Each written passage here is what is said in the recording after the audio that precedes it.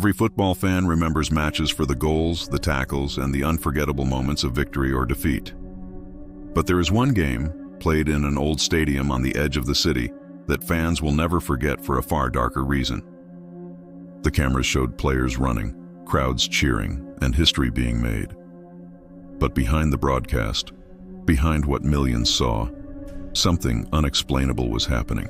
Shadows moving on the pitch, players collapsing with no cause. And by the end of the night, one team had lost not only the game, but their lives.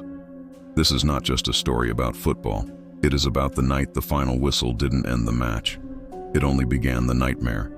The city had been waiting for this night for years. A football final between two legendary rivals set to decide more than just a trophy.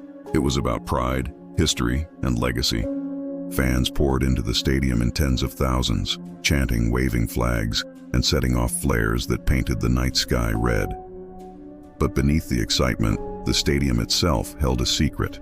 The ground had been built on old ruins, centuries before football even existed. Locals whispered of a massacre that had once taken place on that land. Soldiers slaughtered, their bodies buried beneath what was now the pitch. Some old fans joked about it. Others refused to even enter the stadium at night. Players from visiting teams often complained about strange noises in the locker rooms, chains dragging, whispers in the showers, and the feeling of being watched from mirrors. But no one listened. Who would believe ghost stories in the middle of a football championship? As the gates opened and people rushed inside, one old man stood outside with a sign, "Do not play tonight. The dead will rise." The police shoved him away, laughing at his madness. Inside, the players warmed up, sweat dripping, the ball echoing against the turf. Cameras zoomed in, commentators hyped the match, and yet, if you looked closely, you could see dark patches on the grass, as if the ground itself was bleeding through. No one noticed. Not yet. The referee, an experienced man named Alvarez, had never been nervous before a game. But tonight his hands shook. As he inspected the goalposts and the lines of the pitch, he felt a strange cold wind brush past him, even though the night was warm. "Are you okay, ref?" one of the players asked. He forced a smile, but deep down, something wasn't right. In the locker room, the captain of the home team found something disturbing. Inside his locker, carved into the wood, were words written in a language he couldn't understand. The letters seemed ancient, but one thing was clear. It looked like blood had been used to stain them. He laughed it off with his teammates, saying maybe rival fans had broken in as a prank. But when he closed the locker, a reflection caught his eye in the small mirror attached to the door. For a split second, he didn't see himself. He saw a pale man, eyes hollow, mouth wide open as if screaming, but no sound came out. When he turned, no one was there. The players walked onto the pitch, but unease clung to them. The chants of the fans sounded off, as though some of the voices weren't chanting the team songs at all, but whispering something darker, something inhuman. The whistle blew and the match began at full speed. The crowd roared as tackles flew in and shots rattled the posts. Commentators shouted with excitement, completely unaware of what was creeping in around the edges of the game. In the 12th minute, the ball stopped moving. Not because a player kicked it out of play, but because it rolled into the center circle and refused to move further, as though glued to the grass. Two players tried kicking it, but both slipped, crashing to the ground. The crowd laughed, thinking it was clumsiness. But those close to the pitch saw something terrifying. Hands, pale and rotten, reaching up from under the grass, grabbing at the player's boots before vanishing again. The referee didn't see it. He ordered the game to continue. By halftime, the score was 0-0, but three players had collapsed from exhaustion, gasping for breath, their faces pale. The medical team rushed in, but their equipment malfunctioned. Defibrillators wouldn't start. Oxygen tanks hissed and leaked. In the crowd, one fan screamed, then another. People claimed they saw shadows moving between the stands, tall figures with glowing eyes. One child pointed at the sky and cried, because above the floodlights, shapes were circling, like vultures waiting for death. The second half began under a strange tension. Players moved slower, as if drained. Sweat poured down their faces even though the air was cold. Every time a player looked into the mirrors on the substitutes bench, they didn't see themselves. They saw corpses wearing their kits, mouths stitched shut, In the 60th minute, the first goal was scored, but the crowd didn't cheer. The ball hit the net, but instead of bouncing back, it stuck to the netting like flesh to bone.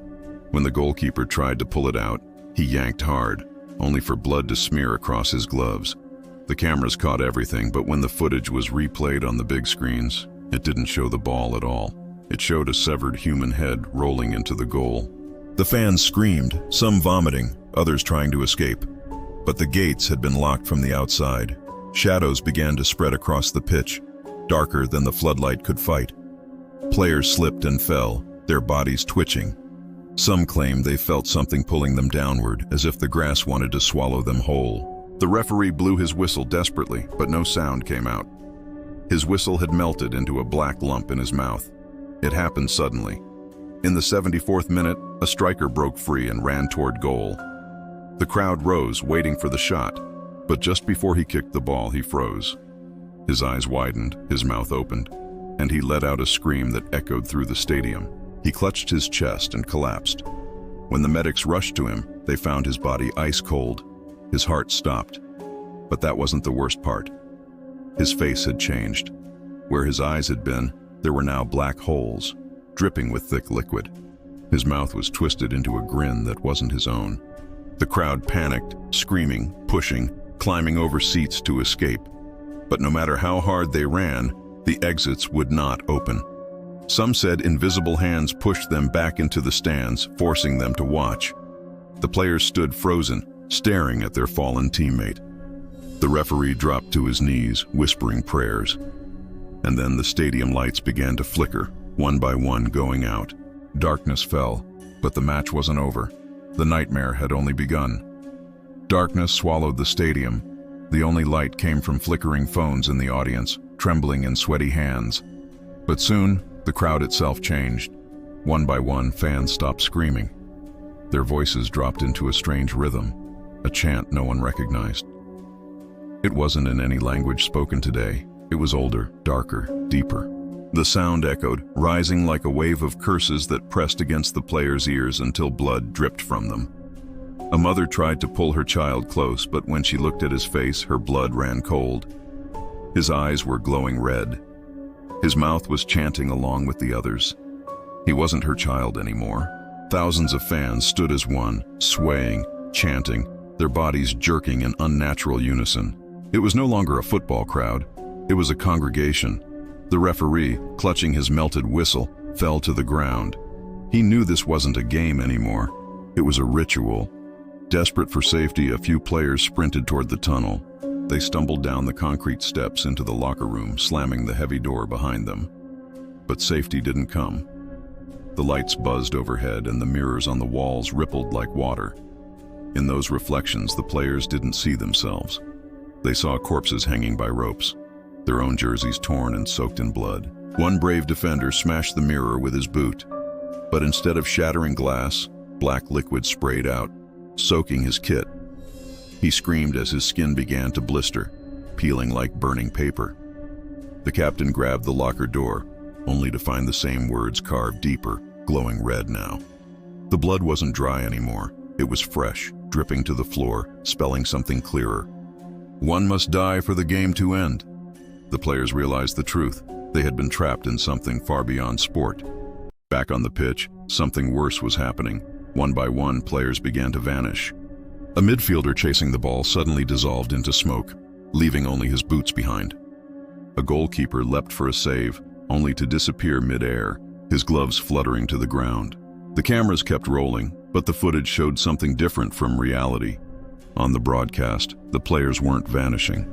They were being dragged down by shadowy arms clawing from beneath the turf. Millions watching at home screamed as they saw their heroes torn apart, yet the commentators' mics went dead, replaced by static whispers. The surviving players on the field dropped to their knees, begging, praying, crying. But the grass beneath them pulsed like a beating heart, and the stadium floor shook as though something enormous was trying to break free from below. Then, the ball changed. At first, it rolled on its own, drifting across the field as though pulled by invisible strings. Then it began to swell, the leather cracking, seams splitting apart. From inside, something moved. something alive. The ball grew veins.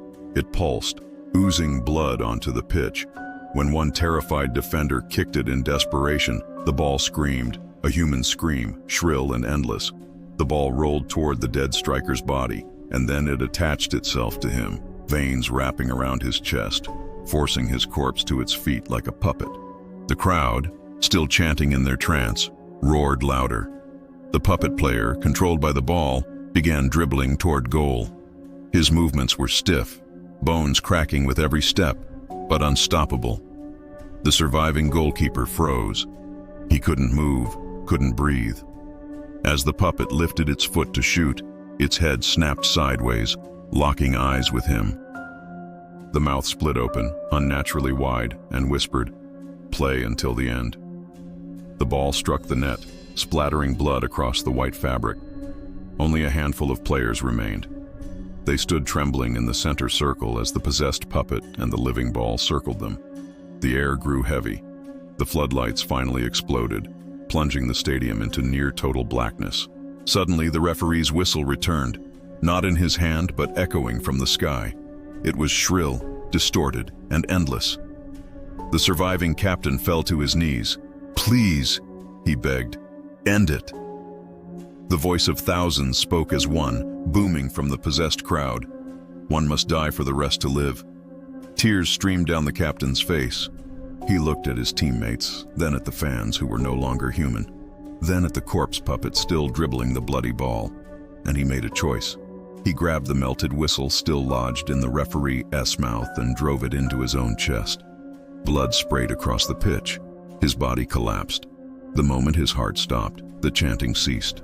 The shadows withdrew. The puppet collapsed, the ball deflating into nothing but scraps of leather. The gates burst open, fans flooding out in terror, their trance broken. When rescue teams arrived, they found bodies, too many to count. But the surviving players refused to speak of what they'd seen.